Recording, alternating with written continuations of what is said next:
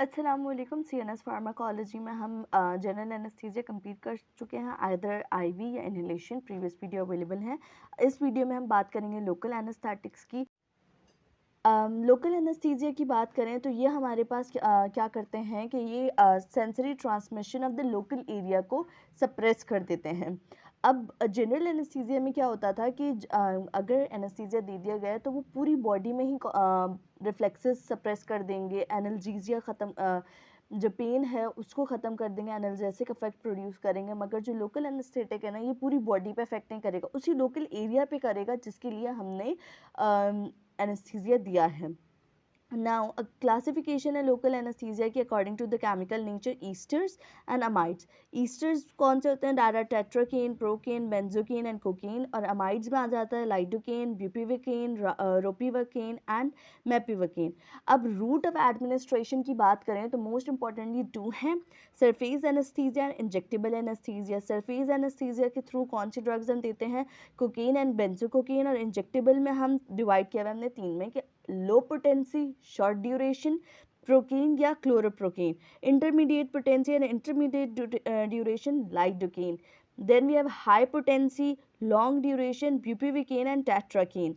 अब नेक्स्ट बात करें कि इंजेक्टेबल एनेस्थीसिया में हमारे पास हम कौन कौन से तरीके से या रूट से दे सकते हैं। So we have infiltration. अब अगर बात करें इनफिल्ट्रेशन की, तो इनफिल्ट्रेशन में क्या होता है कि लोकल एनेस्थीसिया की एडमिनिस्ट्रेशन हो रही होती है वाया इंट्राडर्मल, सबक्यूटेनियस या इंट्रामस्कुलर रूट। अब कहाँ पर हो रही होती है कि जो नर्व का पाथवे है ना, उसमें से किसी भी पॉइंट में हम जो है इनफिल्ट्रेशन के थ्रू जो है लोकल एनेस्थीसिया देते हैं across the nerve pathway that supplies that particular area of the body जिसको एनेस्थीसिया की रिक्वायर हो। और कौन सा एनेस्थीसिया देते हैं? लाइडोकेन देते हैं। और कौन सी सर्जरीज में? जैसे हाइड्रोसील को ट्रीट करने के लिए जो प्रोसीजर होता है। Then we have nerve conduction. Nerve conduction block की बात की जाए तो उसमें नर्व कंडक्शन ब्लॉक में एनेस्थीसिया जो होता है वो एडमिनिस्टर्ड होता है around the nerve trunk.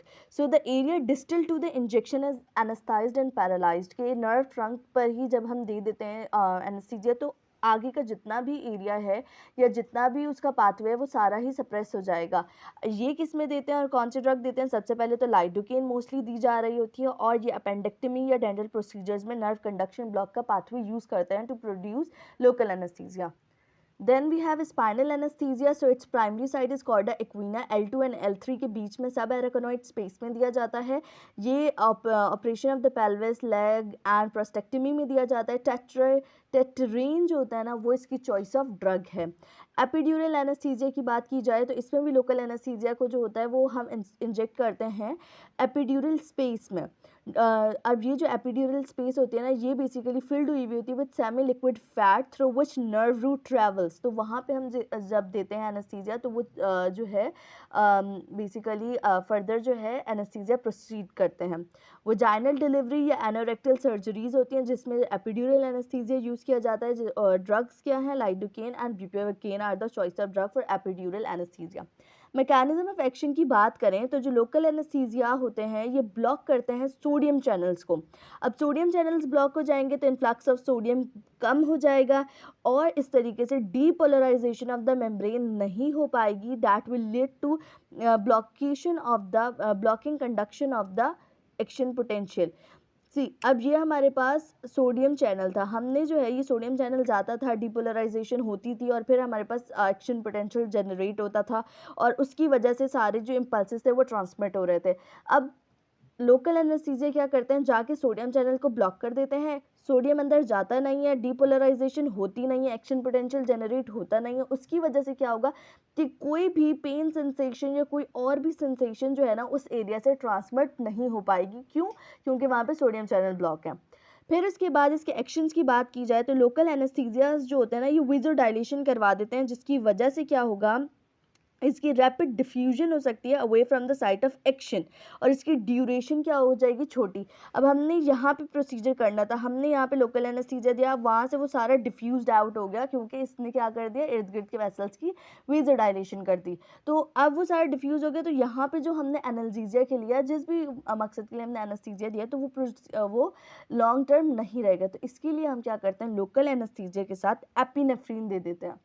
Epinephrine क्या होता है, ये वेज़ोकॉन्स्ट्रिक्टर है। ये हमारे पास क्या करेगा कि ये लोकल एनेस्थीसिया के अफेक्ट वेज़ोडायलेशन को एंटागोनाइज़ करेगा, वेसल्स को कॉन्स्ट्रिक्ट कर देगा, लोकल एनेस्थीसिया की जो एब्जॉर्प्शन है या डिफ्यूजन है इनटू द सराउंडिंग वेसल्स वो डिक्रीज़ हो जाएगी, और इसकी वजह से क्या होगा कि ड्यूरेशन ऑफ एक्शन लंबा हो जाएगा। और इस तरीके से लोकल एनेस्थीसिया ना वेसल्स के ज़रिए डिफरेंट साइट्स पर भी नहीं जाएगा, बल्कि वहीं लोकली ही रहेगा। और यही इसकी इंपॉर्टेंट प्रॉपर्टी है, जिसकी वजह से अगर हम एपिनेफ्रीन दे देंगे तो सिस्टमिक टॉक्सिसिटीज़ भी कम होंगी और ड्यूरेशन ऑफ एक्शन भी बढ़ेगा।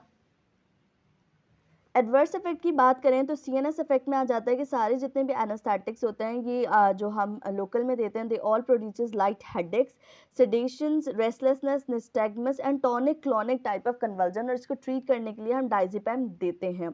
सीवीएस इफेक्ट की बात करें तो ब्यूपिवेकिन जो है ये हमारे पास कार्डियोवास्कुलर टॉक्सिसिटी कॉज कर रहा होता है, और उसमें कौन सी दो डिजीजेज मोस्ट स्पेसिफिकली करता है, एरिथमियाज एंड हाइपरटेंशन, और इसको करेक्ट करने के लिए हम लिपिड इमल्शन देते हैं।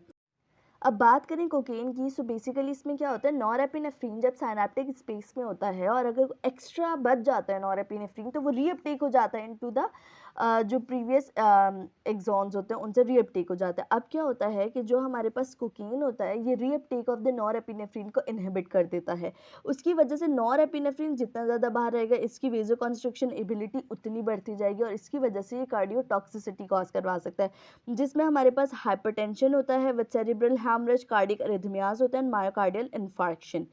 Other toxicities of the local anaesthesia की बात की जाए तो जो प्राइलोकेन होता है ये मेटाबोलाइज्ड होता है ऐसे प्रोडक्ट्स में जो कि इंक्लूड कर रहे होते हैं ओटोल्यूडीन। ये जो ओटोल्यूडीन होता है ना, ये हमारे पास केपेबल है कि ये हीमोग्लोबिन को कन्वर्ट कर दे मेथ हीमोग्लोबिन में।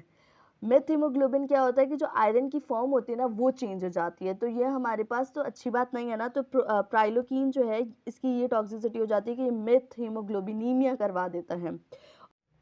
लास्टली अगर बात की जाए तो पेशेंट्स एलर्जिक रिएक्शंस की कंप्लेन करते हैं due to local anaesthesia, but this ये जो साइड इफ़ेक्ट्स हैं ना ये एक्चुअली रिड्यूस्ड हो गए हैं विद को administration of the epinephrine. Epinephrine साथ दे देते हैं वो एनाफाइलेक्टिक रिएक्शन शॉक वगैरह में, तो एपिनेफ्रीन वैसे भी देते थे, तो अब ये साथ दे देते हैं तो एलर्जिक रिएक्शन होने के चांसेस बहुत कम होते हैं। जो इंपॉर्टेंट इसके एडवर्स इफेक्ट हैं वो जो याद रखने हैं आपने वो ये है कि ब्यूपिवेकेन एंड कोकेन कार्डियक टॉक्सिक होते हैं।